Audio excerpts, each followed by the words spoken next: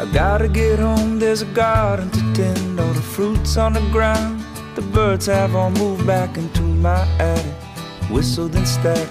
Young learn to fly, I will patch up the holes once again. Joe Grow here. I want to show you my super easy technique to maximize your soil.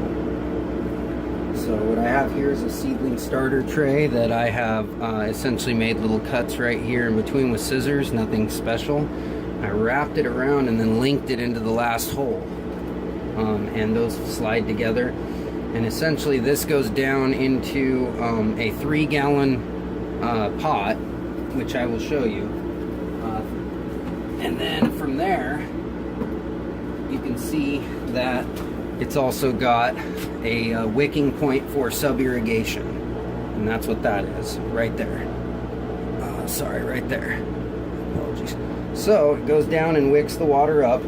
But this super awesome pack that I basically have, what I did is I made all these cuts and made sure it would fit well in here. And then I went ahead and mixed together 50% worm castings and 50% bokashi that I had soaked in labs and FPJ. And so I went ahead and mixed that together 50-50 and then mixed that 50% with soil. So then I just packed these little points with that so that there would be an awesome amount of fuel for this plant. And then I just put the basic mix of my soil in the middle and let it go. So here's what we have. This is the first time I've ever seen this root mass, so I just wanted to do it on camera, and that way we can both get an idea of whether or not this works. Alright, as you can see. Alright, I'm about to pull it apart right here. This is where I push the two halves together, and here's what we'll see. Holy smokes. Each one of those just packed full of roots.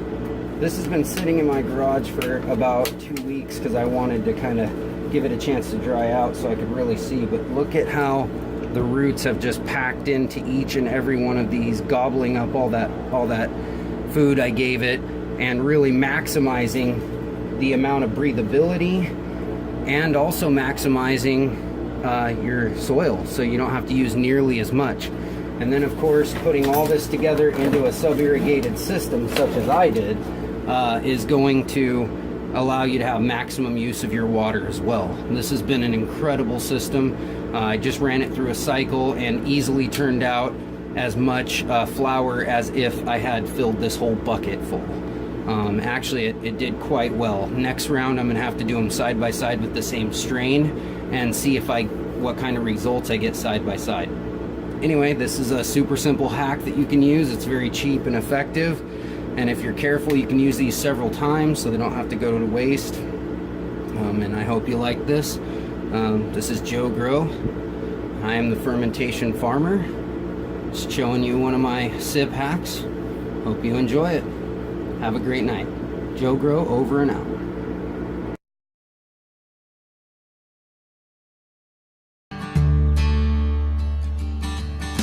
I gotta get home, there's a garden to tend, all the fruits on the ground. The birds have all moved back into my attic, whistled and static.